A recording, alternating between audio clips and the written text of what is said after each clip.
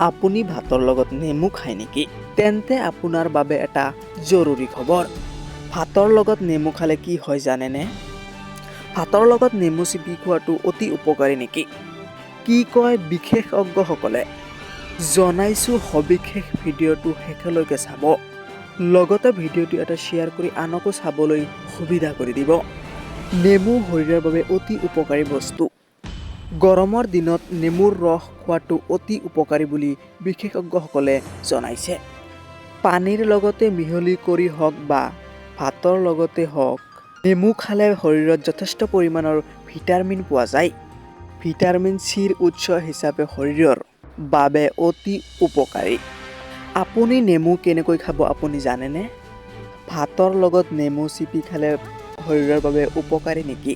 বিশেষজ্ঞসকলে কি কৈছে ভিডিঅ'ৰ জৰিয়তে আপোনালোকে জানক।